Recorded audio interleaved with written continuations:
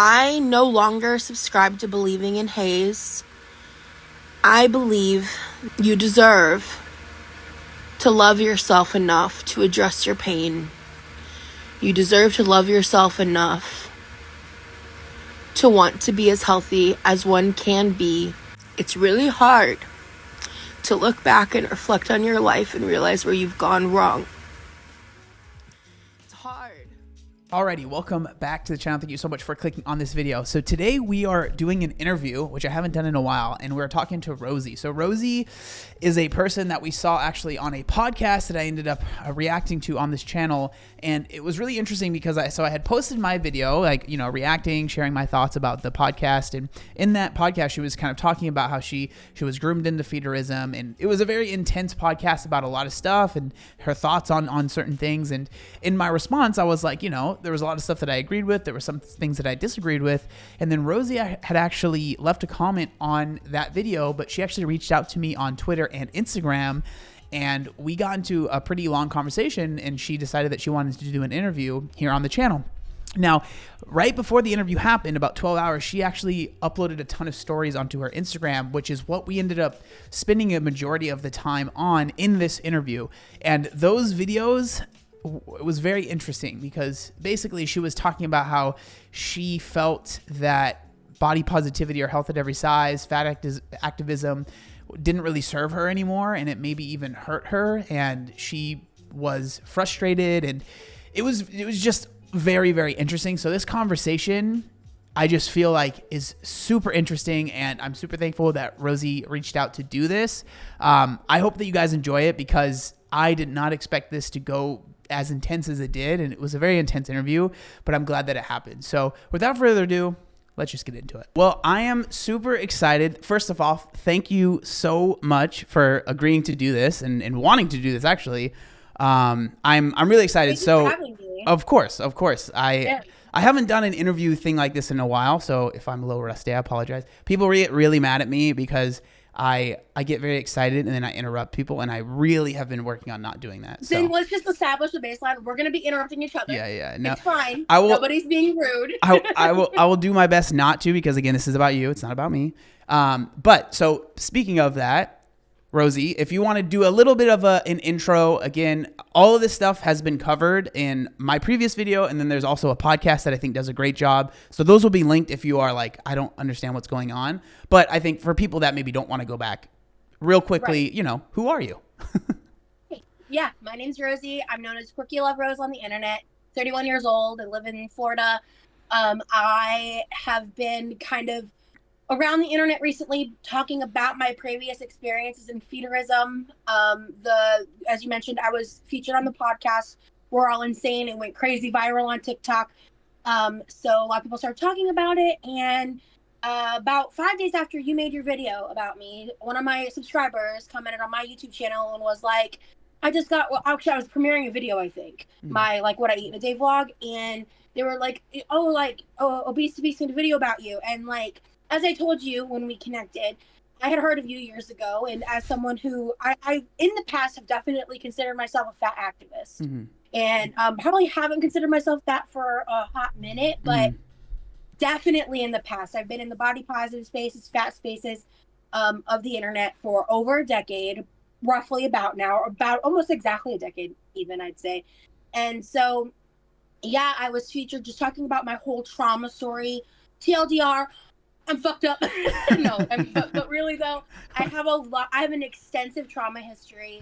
I have complex PTSD along with other diagnoses that I'm very open about and I talk about because, as someone who has done an extensive amount of therapy in my life, I've been trying to get myself to the space of where I can, feel ready to address my weight.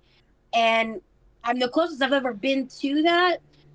Especially, just kind of coming to realize, as I'm sure we're going to get into, in my 20s and all of that being in the fat spaces, the rhetorics that I've believed, the things that I've had in my head for so long, I've just now in these past couple of weeks started to realize how much they're holding me back from being willing to make these changes because of whether feeling like a hypocrite or what have you.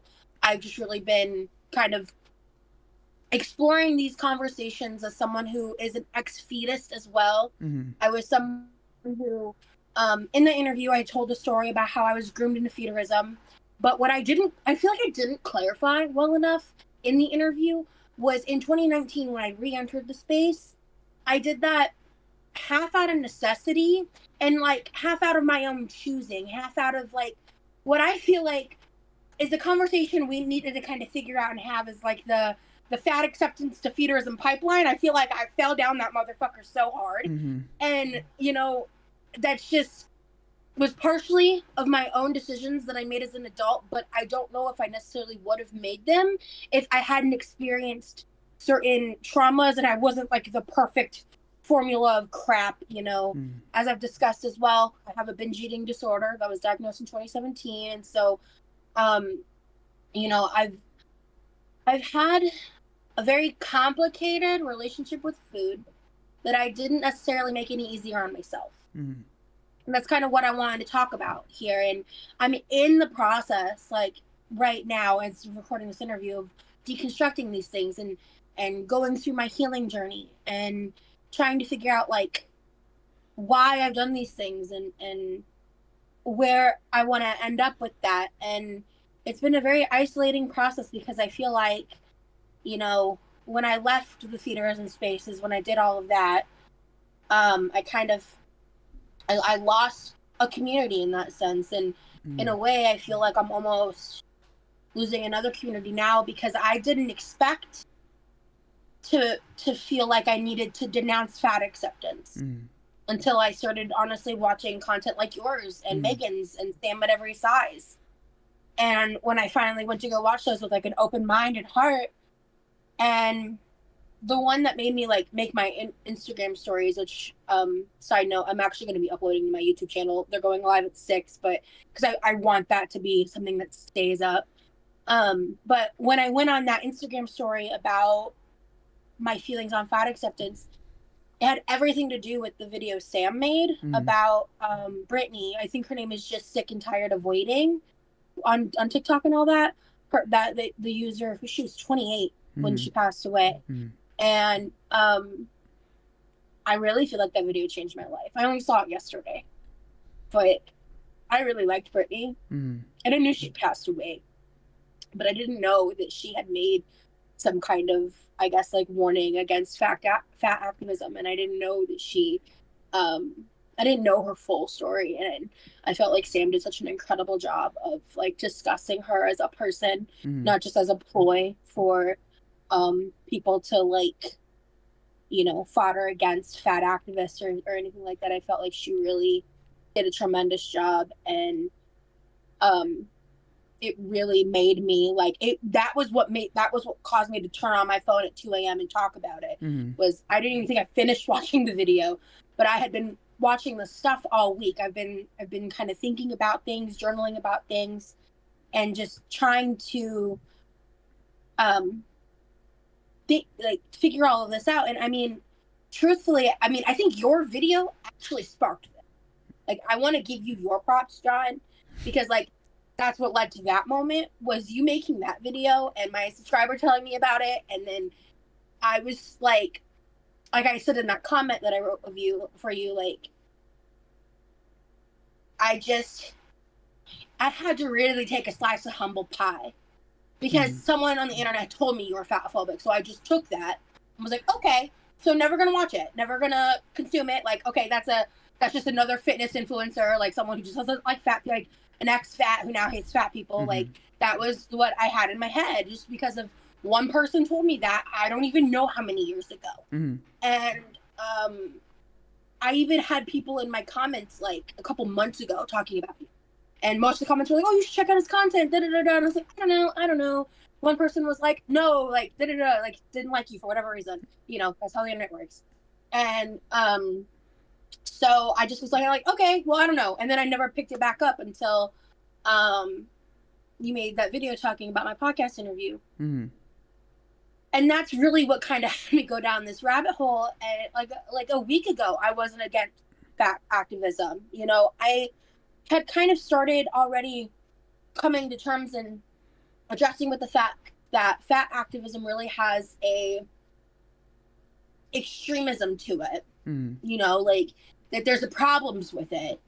But I didn't want to let go of like the community aspect. I didn't want to let go of what I felt like it did for me in terms of my self-love journey and learning to accept myself for who I am and all of those things. Well, and there's a lot of good when it comes to the, you know, health at every size space, fat activism, if you want to call it that. I know people will say that they're not interchangeable, which I agree. There are differences, but there are good parts, and I've talked about this extensively, and that's why I think that it's a little. I get frustrated when people are, it's either you're all in or you're all out, right? It's like all of fat activism is bad and it's stupid, right? I don't agree with that, because I do think there genuinely are some really important parts of it. I think one of the most important parts, and I think that this is something that anyone that's ever been very overweight or even slightly overweight can attest to, like how you're treated at the doctor's office. Like that is one of the most important, I think, things that fat activism, health at every size, whatever you want to call it, has, you know, championed and really focused on, because I think that's important. But there obviously are parts that I just disagree with, and I try my best. And I appreciate you saying, like, you know, the people that didn't like me, I can understand that people don't like me. That's fine. Like, especially a few years ago, I used to be a lot more like intense and definitely more like boisterous, I guess. I think as I've gotten older, some of my gray hairs, you know, I've realized that, like, at the end of the day, this is what it's all about. It doesn't matter if I'm owning people in a video. Like if they feel owned and then all of a sudden they're like, well, I'm never going to watch that content again, or anything that person says, or anything that person or even anyone that is associated with that person says is obviously BS and I'm never going to listen to it. That's not going to help, right? And so like the goal is to actually help. But kind of taking a step back, because I do want to frame this so people kind of understand. So you've been kind of on a journey since, I'd say the spark was probably doing that first podcast, right? That 2-hour-long podcast. Again, this will be, all of this stuff will be linked. Okay. Yeah, well, actually, yeah. So yeah, everything will be linked. But so the actual spark of this journey was back in April. Okay. I had a very public mental breakdown. I was aligned with really bad people in the feeders space. And in the past interviews, I think even in the interview that I did on the podcast, I feel like I've been giving them too much credit in how I frame this story and how I left everything. And I don't like to bring them up because it's like the moment I even allude to their existence, they pop up out of nowhere. They try to get their clout. They try to do their thing, whatever. I want no association with those people, because their toxicity made me see my own toxicity. I had been making content in feederism in the beginning of this year. At the very beginning of this year, actually, I had launched an OnlyFans for the first time, but I had made content along that line for many years off of a Google Drive. Because of, again, if you watch my past interview, I was gang stalked. All this crazy stuff happened to me. I was very like nervous about revenge again, like, because, you know, ironically, I won't get into that, but these people are really bad people, and they went at great lengths to try to hurt me and paint me out as an abuser and all these things. When they attacked me, they created these horrible, horrible narratives that, like, I was lying about being disabled. They continue to be ableist about my disabilities. They continue to be trash. And I am really tired of it, because it's like I'm not allowed to share my story without all these like caveats of trying to dance around it, when I never asked for any of it. I was publicly attacked when I was already extremely depressed and trying to figure out my own mental health struggles. I had a very public mental breakdown. It was not cute. It was not fun, nor was it fresh. And a lot of it had to do with the fact that I realized that this community didn't give a shit about me. They cared about my body. They cared about how they could fetishize me. They cared about what I did for them, not me. And I had been using my looks for validation for years. I had been using my fatness for validation for years. I had been able to monetize my eating disorder. I had been able to monetize my fatness and monetize the validation, which creates this wild warp of like the most intoxicating like adrenaline hits, or there's a word I'm looking for that I can't quite get, but basically just like the ultimate like serotonin addiction. kind of thing? Or? Yes. Okay. Like just like constant like serotonin run, you know, it's just like, you know, it's so intoxicating when you've had like a binge eating disorder for years and you come across this community that's like, you can still do this and it not be bad. It's not a binge, it's a stuffing. It's not you know, it's not a self-hate, it's lust, you know? So it kind of takes this mental illness, it takes this exacerbation of symptoms and turns it into something to be sexualized, self-gratification, and creates this almost air of like ego where like I can do this, and not only will like people beg me for it, they'll pay for it, they'll on top of it give me all this attention, they'll beg for my attention. And when you've been someone who was horrifically bullied your whole life, when you know, didn't really have real friends till your early 20s, when you know, like when you have been someone who already had this pre-existing issue, who I got to 500 pounds all by myself. Yeah. By myself. Nobody helped me with that. I entered that space over 500 pounds. And I've since lost weight, you know, like, but that entire experience really created the self-justification of like, you know, oh, you know, I'm not binging, I'm stuffing, and it's the same fucking thing. Yeah.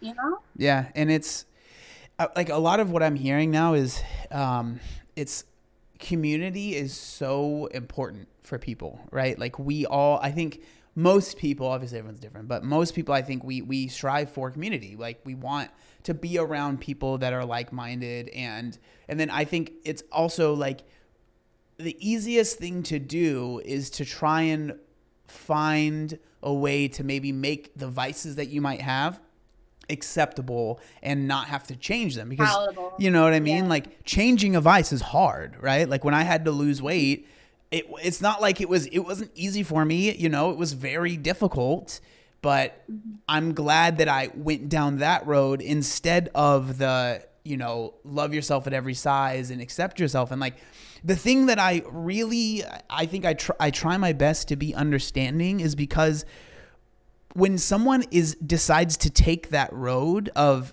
accepting your size and like loving yourself, and the way they love themselves is by not losing the weight, right? Because I've talked about how like I felt like showing myself self-love was losing the weight because of how much life I felt like I missed out on. But I think the reason so many, like I try to be as kind and gentle as I can with someone that goes down that road is because the story that you just told, while yours is obviously probably a little bit more intense than a lot of other people's, it's not that different, right? Like there are so many people that have been bullied their entire life, that, you know, their size has been like a quote unquote issue. People have made fun of them. Maybe their friends and family have maybe tried to push them to lose weight. It hasn't worked out. So then they feel bad about it. And so it's become this, like, for them, their weight was always a bad thing.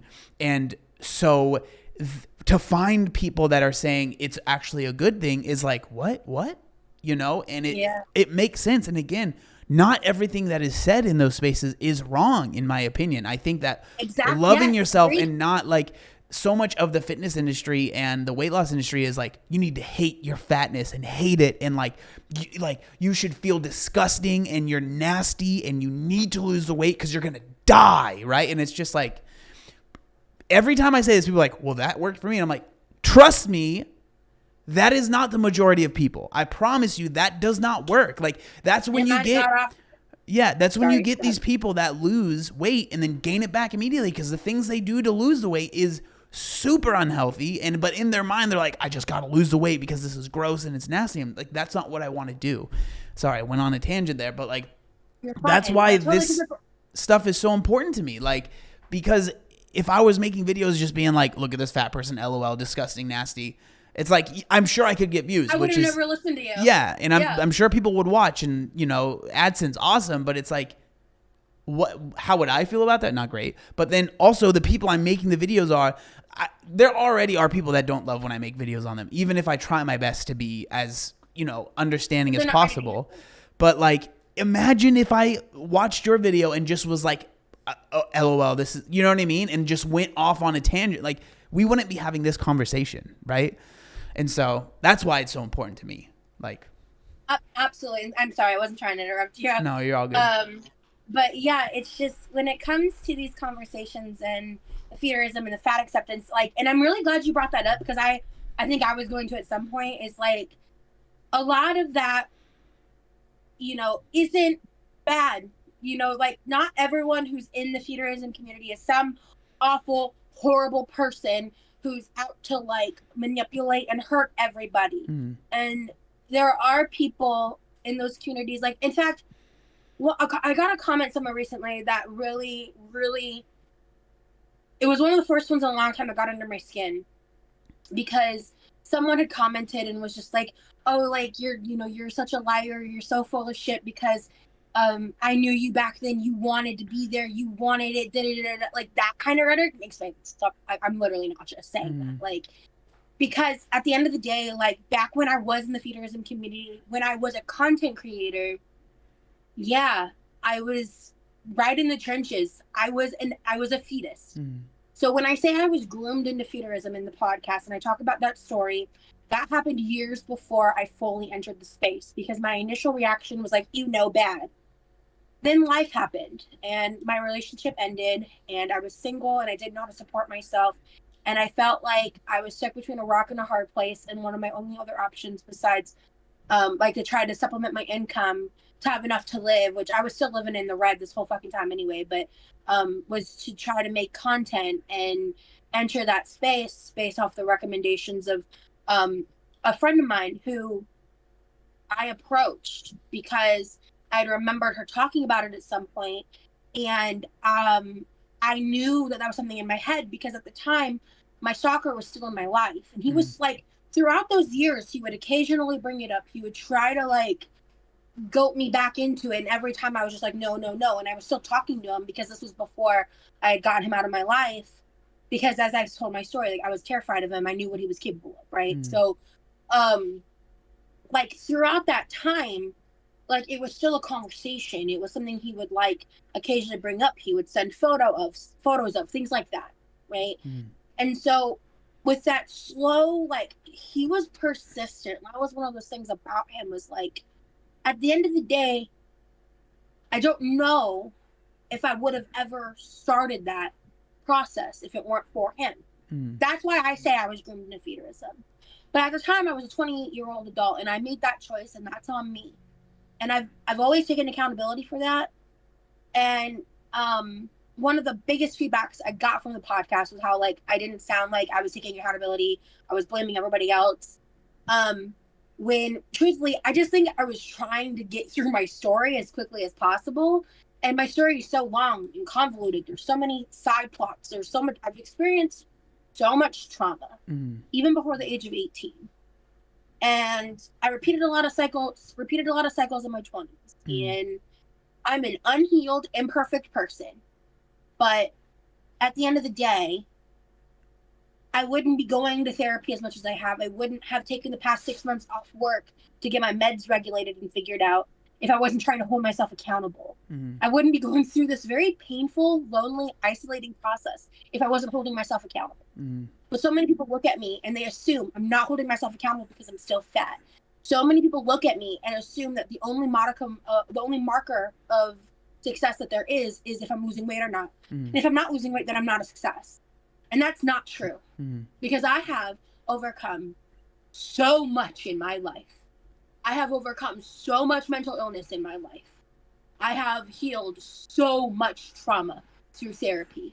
I have done the fucking work. And the weight was something I accumulated throughout my childhood. I entered my 20s at 500. Highest I ever hit was 550. And I found that out at a bariatric office because I have considered weight loss surgery 3 times in my life.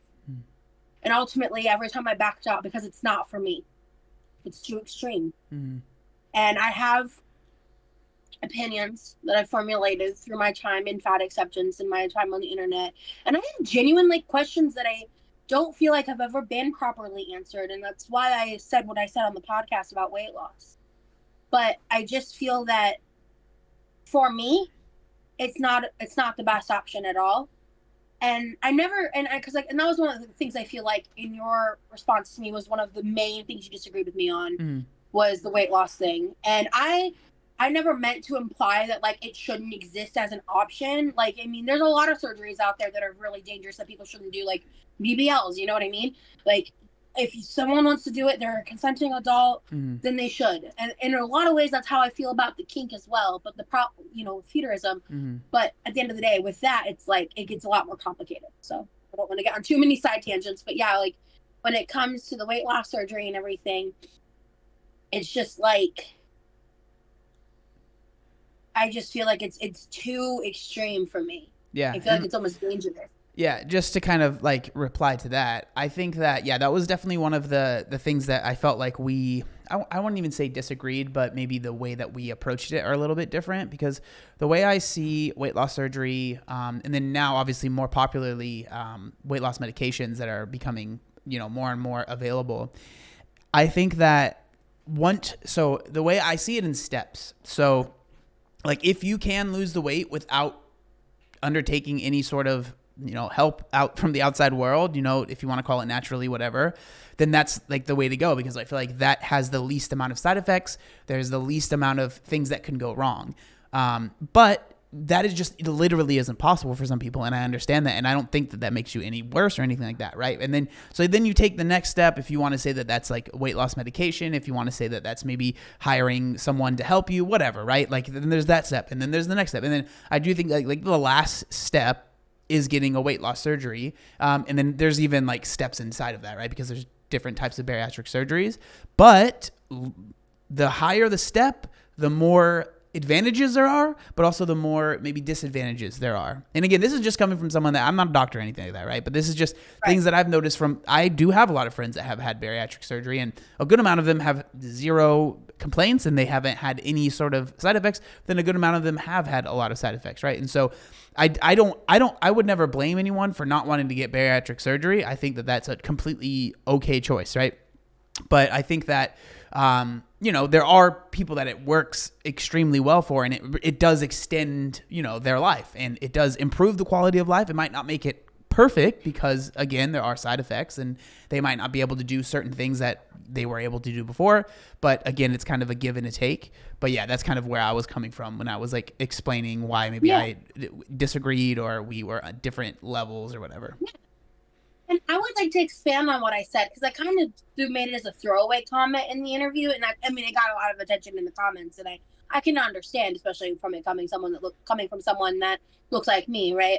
But I just feel like when I think about, I've obviously done a lot of research into weight loss surgery. I've gone through the consultation multiple times. Both of my parents have gotten it. Multiple family friends have gotten it. I know extensively about weight loss surgery as someone who's not a doctor.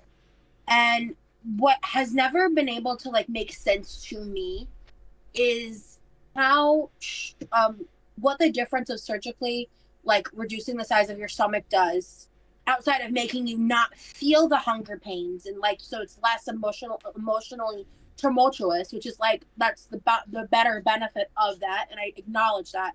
But how that's any different when you're only eating 700-800 calories a day versus someone with an eating disorder that's super restrictive, only eating that amount, and them still, only their bodies are operating off of that amount of food. I don't understand. Besides, again, like I mentioned, you aren't feeling the hunger, so that's the added bonus to that. But in terms of long-term health effects, in terms of several other factors, that just has never made sense to me. Mm-hmm. And that's kind of the point I was trying to make. Yeah. I just didn't word it very well.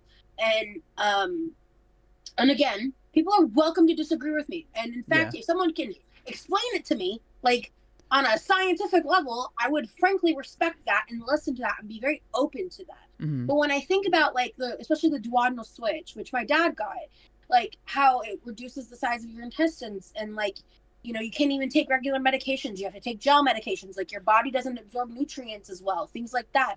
I just don't believe that there's been enough like long-term effect research into those types of surgeries for it to be beneficial in the long run. Yeah. And that's just my opinion on that. You know what I'm saying? So yeah, I would say like, for me, like, just to try and maybe answer, like, the first thing that pops into my head, like, the main difference I would say would probably be like the reason why someone is doing that, right? Like, I'm not going to sit here and say I'm an expert on EDs, but like the reason why someone is significantly reducing their caloric intake, you know, just themselves without any sort of surgical enhancement or whatever, right? Versus why someone might be doing it for surgery. I think those reasons can be the same, and I'm sure a lot of times there are, but I think if like someone is going through the proper steps and like working with a doctor and they understand, this is very important, and I think most doctors would say this, like the surgery isn't a magic switch, right? Like you had family members, and I'm sure you saw some people that maybe gained weight back after they got the surgery, right? That's very common, right? And so like if you're doing the work. I was just gonna say, side note, both my parents haven't. I mean, through all intents and purposes, like, and this is what I try to give credit for, is like their success stories. And yeah. Again, I get that, but I've also seen like how it can impact in terms of aging and things like that. Oh yeah. So yeah.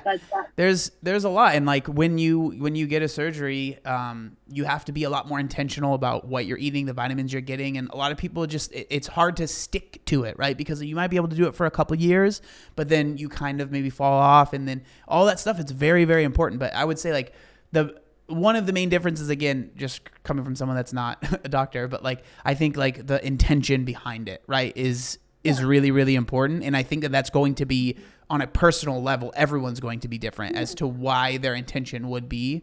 But I just say that because I can understand people that maybe had gotten the surgery feeling maybe slighted by the way that you framed it. But again, seeing how the people that you saw growing up, maybe getting the surgery and some of the issues they maybe had, I can understand you being like, I don't want to get that, right? And that's totally fair. But that's just kind of, what pops into my head. And to be real, that was very much coming from like my fat activism point of view. Yeah. That I'm literally only a couple weeks into even realizing like, oh, maybe I should confront these thoughts. Let's talk about that then. Let's talk about that, because I think that that's really, really interesting. You already kind of brought up the story that you did at 2 a.m.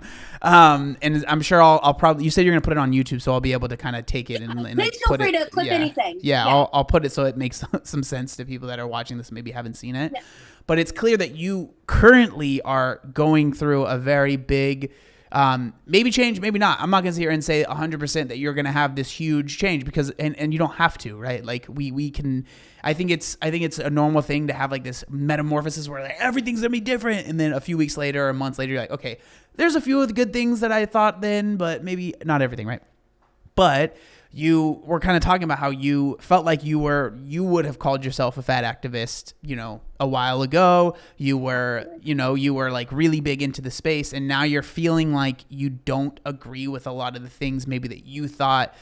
Take us through that, like, and maybe even if you want to give examples, if you have those and you're comfortable sharing those, like, that is just very interesting, because I talk about this a lot, and having someone that's going through it currently, I think, is just crazy. And it's really cool. So I'm just genuinely interested to hear your opinion. Thank you. Yeah, no, and I agree, because for me, it's like, again, like I said, your video kind of made me start to question everything. Similarly, when I was 15 and I started questioning everything surrounding Mormonism, and it took me a couple of years for me to leave, but I've been questioning things realistically since about April. Like, I've been off. I'm about to return back to work in about a week or so, and I've been off on short-term disability, like through a paid benefit of my job for like 6 months now, trying to get my mental health regulated. Like, I'm fully into therapy, doing intensive outpatient work.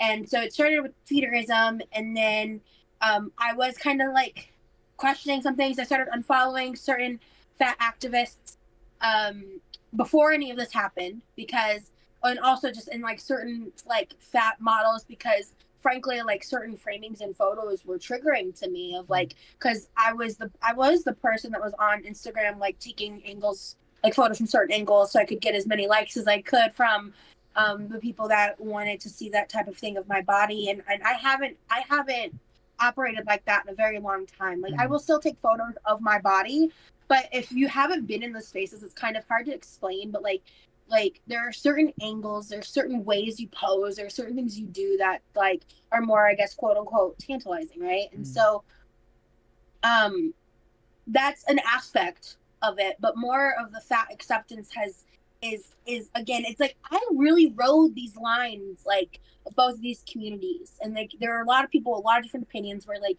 you know, you shouldn't be doing things like that because it's bad for fat activism, and people saying you should because it's good for fat activism, blah blah blah. Everybody like assholes has opinions, you know what I'm saying? So for me, it was kind of like a light bulb moment when I realized like, oh, it would make sense that if I'm saying like the fat acceptance to feeders and pipeline is a problem, I should be reviewing fat acceptance too. Yeah, the start of the pipeline. And fat acceptance, fat activism, as you said, like I've experienced a lot of medical malpractice in my life. My ankle is permanently misaligned because the nurse was too lazy to put a splint on me. The charge nurse was questioned by the nurse below her, and she said, no, it's easier, when she gave me a boot that didn't fit properly, and I'm permanently incorrectly healed because of it. I was medically kidnapped in 2020 through a psychiatric hospital. I discussed that a little bit in the interview. And I was promised a hospital bed, and I wasn't given it because I didn't have insurance. This year, I've gone through 2 psychiatric stays trying to get my meds figured out. Thankfully, it wasn't for any like extreme, like unalive type symptoms, anything like that. But it was like the second time my doctor literally was like, because I have so many medication sensitivities because of being medically kidnapped. I'll get to that in a second. But because I have so many medication sensitivities, he was like, I don't know what else to do with you. You need to go back to the hospital so they can do med adjustments day by day. And I mean, while I was in the hospital the second time, they had to take me to the regular hospital because I was having chest pains from the medication. It was anxiety related. Anytime I've been checked out for chest pains, my EKGs have always been really good, thankfully. But I have such severe anxiety and such severe like physical symptoms from my mental health issues because of so much, unchecked trauma for so many years. So anyway, when I was medically kidnapped, just to kind of do a brief like synopsis there, I was held for a total of 5.5 days. I was drugged when they had me sign paperwork that they improperly explained to me. They told me if I didn't sign it, the state wouldn't pay for my care. But what I signed was an involuntary hold. I couldn't even understand what the man was saying when he was explaining things to me. He basically just told me to sign it, and I did. When I was transferred to this facility, I don't know how they're still open. They denied me water for 14 hours. They interviewed me naked. I witnessed them beat elderly patients. Like, I witnessed horrific things in that facility. And one of the things that they did is they did not transfer the medications that they were like pumping me in the ER at that time. And I experienced med-induced psychosis for the first time, and I am now more susceptible to experiencing psychosis because of what they did to me. So, and while I was in the hospital, they gave me a cot, and I couldn't breathe and sleep at the same time. I had to sleep like this for 3 days straight on my stomach so I could breathe. And I have permanent hand and wrist pain because of it. I have a permanent side injury that can get more easily sprained because of it. People don't care about that because I'm fat. They hear it as excuses. They hear it as, and I didn't even mention my knee injury, on my other leg. And I'm almost 500 pounds. I'm a little under now. About, as I checked, I'm like around 480 right now. And so, for me, I believe that the route of fact activism that's important is talking about those kinds of things. What fact activism has become online is not that. It's a problem. What these fat activist influencers are doing, using the activism as self-justifications that I did for myself. Like, I'm no fucking saint here. I did this too. I want to make that very clear. Like, I was an admin for a page called Pizza Sisters, the number 4 Life with a Y. It was like a jokey hashtag that was made like one night. This was back when I was deep in the body positive spaces on Instagram back in 2013. Back when body positivity was very different. Yeah. All this stuff has lost so much of its meaning through the commodification and the I don't know, the commodification of our self-love journeys and people trying to be these influencers and sell Bloom and all this crap and all these products to try to like help you love yourself more. Just like the weight loss influencers sell their supplements, it's the same fucking thing. When your goal becomes self-centered and self-focused, like the message has just gotten lost. Like, I knew Tess Holiday back when she was Tess Monster, and I knew of her. I won't say, I want to make sure I'm very clear about it. I didn't, like, know her, but I knew of her. She was in those spaces back then. She was scamming people from T-shirts, all these things. So our hashtag kind of became, like, the alt movement of F Your Beauty Standards. And I was one of the first admins of that page, and, like, I used that page to teach myself about feminism, about intersectionality, about all these things that I had not really learned about being a sheltered Mormon kid in the rural South for most of my life. And, you know, learning about things that I still believe are very important, that matter. And there are a lot of aspects to those communities that matter.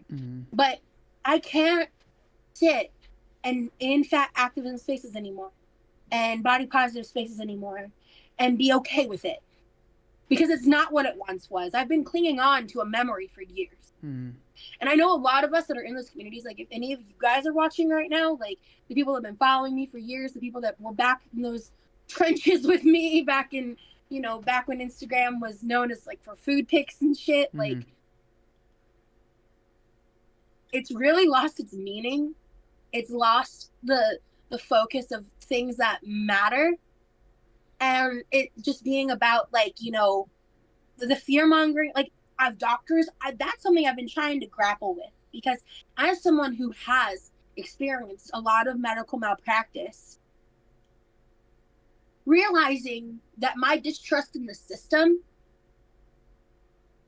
fed into negative interactions with healthcare workers, and letting and finally in the past couple of years letting go of that ego.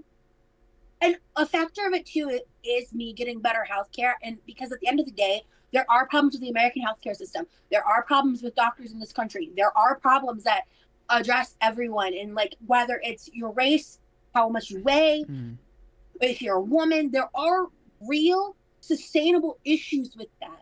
But the rhetoric, realizing how much of the rhetoric has become, like, all doctors are bad. Like, all doctors are, like, you can't trust any doctor unless they're on one of these Google Doc sheets that are listed as like fat friendly physicians or whatever. Like that's dangerous. And I never realized that until this week. This week. I never realized that until this week. And it's been a sombering, sad, yet almost like freeing experience to go through. Because I am still fat. I am gonna still experience, I don't know if discrimination is the right word, but the fact is, when you are someone of my size, you can walk into a doctor's office and have a doctor look at you and treat you with disgust, treat you subhuman. Just like it happens like if I go to the grocery store. Those are real experiences that people of my size have. But when I think back to like certain hospital stays that happened when I broke my foot and how angry I was and how like fearful I was and how mentally unstable I was, and how that also too plays into like trauma victims experience a lot of medical malpractice. So I've just got the triple whammy right there. You know what I'm saying? So it just becomes one of those things where there has to be more nuance. Yeah, exactly. And the internet lacks nuance like a motherfucker. Well, I think a lot of people like it's like people struggle with the fact that two things can be true at the same time. You know, like I think that there can definitely be, you know, medical malpractice and issues with how you know, fat people are treated, but just a lot of people are treated especially in the American healthcare system. I've never been anywhere outside of America as far as getting healthcare, and so I can't speak for anything other than that. But also, like, yes, people are treated poorly, but then it's all, I bring up the pendulum a lot, right? So it's like, oh, all fat people are, you know, discriminated against, and so therefore we should almost like disagree with everything any doctor says in any way. And like, you know, some of the stuff that I've always just been like blown away with, like the health at every size and more extreme levels of fat activism, is like the fact that your weight can have nothing to do with your overall health. And I'm just like, okay, I think that we have overblown it in our society of how much it affects like obviously it's not every single thing, you know, hey, you know, I'm kind of depressed. It's just because you're fat, right? Like, it's like always, you know, it doesn't always have to be that. Yeah. But I don't think the answer is no, it has nothing to do with your weight. Like, come on, dude. Like, there's a reason why, you know, so many people that have like type 2 diabetes, struggle with their weight. Like, to say that there's no correlation is just like, come on, right? Again, I think that we need to find that middle ground, that medium where we can talk about the issues and not completely say it's all because of this, but then not like swing so far with the pendulum and be like, you know, weight has nothing to do with anything and it's all societal issues that is actually causing, you know, overweight people to have these ailments, right? I just think that that's living in la la land. That's just not realistic. And it's important that we find this, because at the end of the day, the people that it's affecting are people like you, right? And like the people that are struggling, and they're like, well, I'm being told that it's not because of my weight, but then I'm also being told that it's all because of that. And then it's like, where do you go, right? And so that's why I get so frustrated with both sides, and I try my best to. Thank you. You know. Yeah, I cannot agree more with what you just said, because at the end of the day, whether you're losing weight or not, do I believe that it's okay for people to like go out and like, I did a TikTok live last night and I hit FYP again. And when I get in that, I just get pure hate because I'm in my swimsuit in a bikini out this way. It's and then like, it's like 50%, guys, leave her alone. She seems really nice and sweet, and people being nice and supportive and helping in that way. 50%, I get, what is it, like Gorlock, a lot of, I'm too old for GAT. I don't even get that, but I don't know. And just, you know, things like that, like just people dehumanizing me, telling me to go to the gym. Like, I have people making fun of me for being fat while I'm literally dancing and like going like this with weights in my hands in the pool. Like, I'm literally exercising and getting fat shamed. Yeah, that's it.